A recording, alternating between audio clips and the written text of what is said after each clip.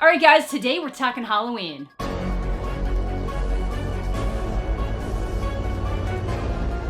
So with the new installment of the iconic franchise coming to life on the big screen this weekend, I'm sure there's a lot of people out there wondering if it's worth it, if it's better than the numerous other terrible Halloween sequels that have happened over the years. Does it bring back any kind of nostalgia or good feelings from the original? And whether or not it's worth the price tag of going to the movies. Now before we get into the dirty details, just some of the basics of the plot. It's been 40 years since the events of the original movie. Michael is currently under psychiatric supervision, and then obviously something happens, he escapes, and resumes his terror on the city. Now one of the great things about this movie is that Jamie Lee Curtis did come back to reprise her role as Laurie Strode, and we get a really good glimpse into her psyche and what she's been going through in those 40 years, how she's been mentally dealing with it or not dealing with it, how she's been preparing, how it's taken over her life, how she never really got over it. And then of course we're left with the classic story of the unstoppable killer and the unkillable victim. So I'll be very open. For those like older slasher movies, Halloween is not my favorite. If we're going like kind of the older ones, I like the original Friday the 13th. I like the first Nightmare on Elm Street. If we go a little bit further ahead, my all-time favorite slasher movie or slasher-esque movie would definitely be Scream. But the reason why Halloween isn't on my top list isn't because Halloween's a bad movie. It's because there's like too much suspense. And I don't do really well with that kind of suspense. I'm okay with the theory of knowing that something's gonna happen, and we all know that things are gonna happen, but Halloween drags it out in such a way that it's almost impossible to mentally handle for me personally. And while I find that to be a staple of the original Halloween, this movie does it, but it's not quite as intense. There weren't as many moments where I found myself like kind of like shifting my attention down to the theater floor or like at the back of the people's heads in front of me so that I could just distract myself from what I knew was gonna happen on screen. And only one of those times was really, really bad. And it's when it's getting into like the final conclusion. So it's totally okay for it to happen there. But just getting that out of the way, if you're a big fan of that like slow burn suspense where like you can like feel the stalking and the prey, those moments are in this movie, but I personally don't think it's as intense as it was in the original Halloween, which is probably why I liked it a little bit more. There was definitely a lot more like tension diffusing moments, which again, might not be for everybody, but I really liked. Now beyond that, I did really enjoy this movie. I thought it did a really good job capturing a lot of the moments that made the original good. There was a lot of throwback homages and it didn't feel cheap. It was like, they were really well placed to the point that like people, my theater wasn't even that full and there was people just really jazzed up when certain things happen.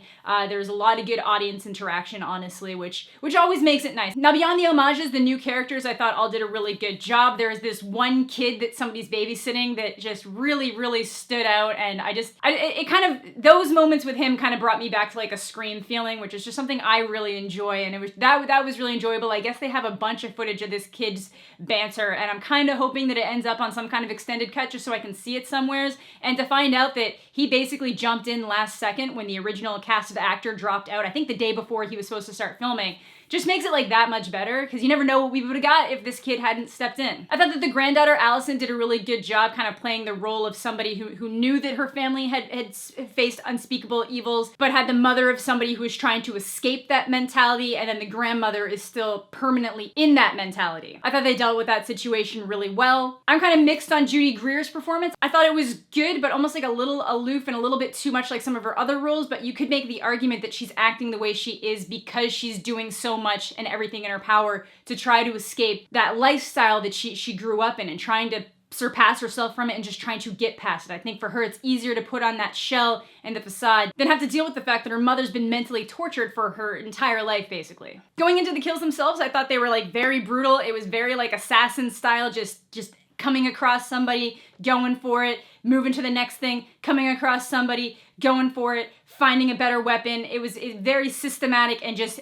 next one, which did kind of bring up an interesting question that I'll get to a little bit later when I go into some of the spoiler stuff, but I just want to give you guys like the basics. Now, one of my favorite things about this, kind of touching on the homage stuff, was the music. They used tons of the original score. They brought John Carpenter back in to do a lot of the new music for this, but just something about how they managed to blend the vibes of the original with kind of like the modern day. It was just a really nice package to be sold in. Rather rather than trying to do everything newer or trying to go with a different direction for the music, they just really like pulled it back to the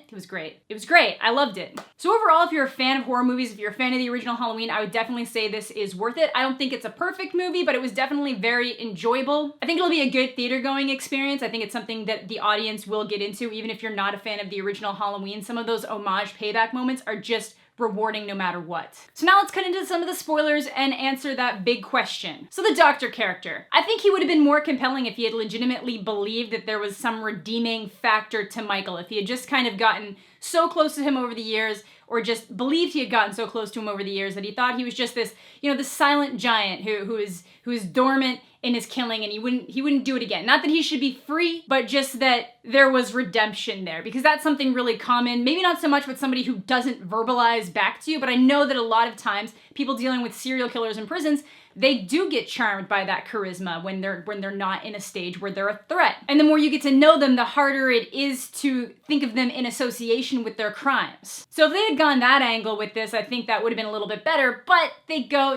for the different angle. They go for the psychologist who is just fascinated by the idea of evil, which I feel like for like the Halloween franchise has dealt with quite a bit, because they do specifically mention Dr. Loomis, but they go that route and then they take it one step further where this guy actually murders a cop just so that Michael can get closer to Laurie. And that's kind of one of the questions I want to bring up here. So there was a handful of people who thought that some of the killings seemed pointless and gratuitous, and that it didn't directly serve the purpose of him getting closer to Laurie. And that's where I want to pose the question, does he even care about Laurie? Now, I'm sure if he sees her, he's like, okay, yeah, I keep failing at killing this person. Might as well maybe go ahead and do that. But Michael's always just kind of been this unstoppable force. And if you watch this movie, he's just killing. He's just going from house to house. When he sees somebody who seems like an easy victim, he kills them. One lady, you could argue that he did it so that he could get a knife, but again, it's not necessarily stated that every kill has to directly align with a goal. Like obviously the earlier ones when he's trying to get his mask, that makes sense. To get the butcher knife, that also makes sense. But when he gets to Laurie, it's not because he starts getting himself to Laurie. He's just wandering around killing anybody he really comes across, other than like, obviously he doesn't just start murdering all the kids on the street, but I think he gets off on the fear, so he goes into people's houses and he goes after them. When he ends up near Laurie, it's because the psychologist was bringing him in that direction. That's the only reason why he ended up there. And you can argue that there might be a compulsion that would make him want to kill Laurie more, but I think if he had been left in town, he would have just systematically continued killing and killing and killing until somebody inevitably caught him. I think this is kind of made pretty obvious when Laurie actually gets a shot off on him, and then instead of him just circling around the house and trying to get her again, he just keeps going on his killing mission. Obviously, once it gets down to that final standoff and he knows that those are the only people around, he is kind of just focused more on that. But I would 100% make the argument that Laurie has made her life more about Michael than Michael has ever made his life about her. Laurie is more affected by Michael than Michael would ever be affected by Laurie. And I think that's like a really interesting angle to look at it. Now, talking specific homages that got people going, it's when she gets thrown out the window and he looks down and sees her and then hears something else, but then when he looks back and she's gone and it's like the reverse situation, that got like the biggest reaction out of the crowd, and it was a great homage. That's a great callback right there. So overall, I would say it was a very good movie, especially if you're a fan of the Halloween franchise, or if you're just a fan of like slasher and horror movies in general. I think it's definitely one of the more quality ones that's come out. Obviously, there's some inconsistencies, like when we go back to those investigative journalists that were like pretty heavily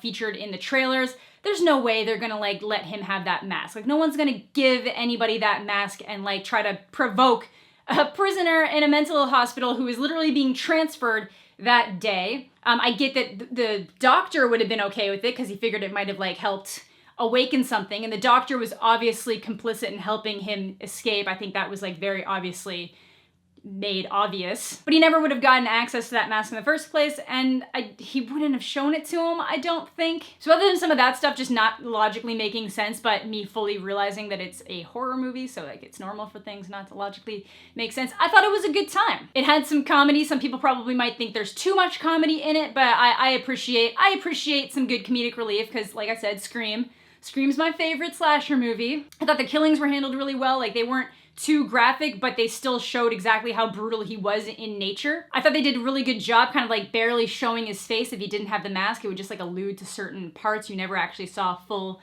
face on, which I think is really important for that character. I think Jamie Lee Curtis did a great job playing a woman who would have been tortured by these memories and demons for 40 years of her life. And the younger cast did a great job as well. Like overall, I thought it was a really good time, so you should definitely check it out. So that leads us to the final question. After being locked in that basement dungeon and the whole house being set on fire, does Michael escape? So if you kind of hang around a little bit in the credits there, it just ends with breathing, which I guess you could just interpret as them just trying to like leave one last little mark with the breathing. But my thing with killers like this is that if you don't physically shoot them like dead straight in the head and see them lying on the ground, you can't confirm that they're dead. Even if you set the entire house on fire and he should burn alive, if you don't see him dead, he's not actually dead. And I think that definitely applies to this. I think they've definitely left themselves open for sequels, whether they use Michael directly or if they maybe go like a copycat killer route. They did not leave this in a way that I felt certain that he was dead in any way, shape, or form. Like the last time you see him is him just kind of standing on the staircase,